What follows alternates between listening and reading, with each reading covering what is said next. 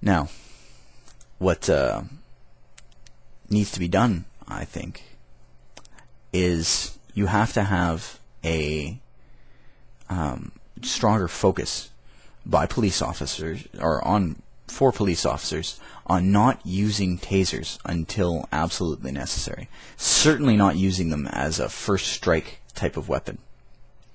In the BC airport video, you can see the RCMP officers come in, and in less than a minute of engaging with the subject, they tase him. They electrocute him, and then once he's already on the ground, he continues to struggle, which might be involuntary muscle contractions, or might not be. They hit him again with more electricity, with more tasing. Now, they didn't try to restrain him physically. They didn't try to talk him down, at least not for any serious amount of time. And you might say, well, no, there's no reason why police officers should risk their lives. I can concur with that in many situations, but they outnumbered him 4-1. And if 4 law enforcement officers don't have sufficient training between them to handle one person, that speaks to problems in and of itself. But the key here is that non-lethal force like this, which is so easily applied, and so ethically, morally anyway, easy to justify because it's not permanent, doesn't have any permanent effect, that's a danger to democracy because, for example, let's take the example of Kent State in the 1960s. For those of you who might not know, there was a war protest at the Kent State University in, I believe, Ohio. And what happened effectively was the National Guard was coming in to deal with it, and they opened fire on the students. 4 were killed, others were injured. There's an immense hue and cry at the national and international level deriding this action. Now, I want you to try to think about this. What if at Kent State, instead of they had tasers, and instead of shooting at the students, they just shocked them all into unconsciousness, or into insensateness anyway? Would there be as much a hue and cry? No, because there would be no martyrs, there would be no people to mourn. It's much easier to dismiss people who haven't been, especially not if you haven't been electrocuted or tased.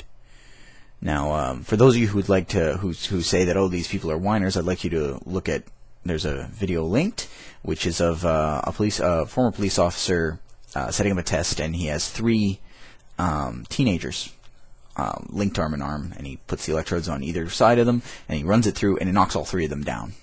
And if you still believe that you can deal with that, go to your local pet store, buy a usual dog shock collar, just hold it in your hand, and set it off by tapping it against something. And you'll see roughly of what about 3% of taser voltage is like. See how enjoyable that is. And the key here is that it's not government who really has to look at this. It's people. People have to get over this idea that, they're not permanently injured, it didn't matter. Because if people don't get over it, then the government will never have a reason to get over it, and people will continue to just be electrocuted. There's been a recent United Nations proposal to have tasers listed as a form of torture. And for those of you who think that's preposterous, I want you to look at this. Now, it causes incredible pain, physical. It can be psychologically intimidating if you're threatened with that pain, especially if you've already been hit once and you're threatened with a repeat. It can be applied easily, and it leaves little to no permanent damage. Now, almost all of those things can be applied to waterboarding as well, which is the intentional simulation of drowning, which is torture.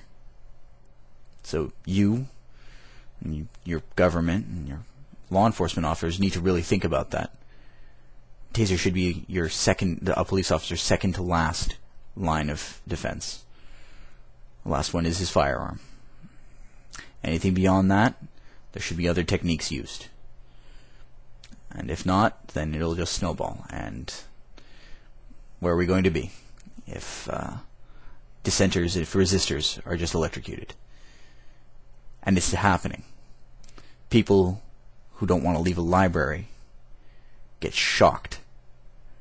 People who ask questions that others don't want to hear, even if it's in a disruptive fashion,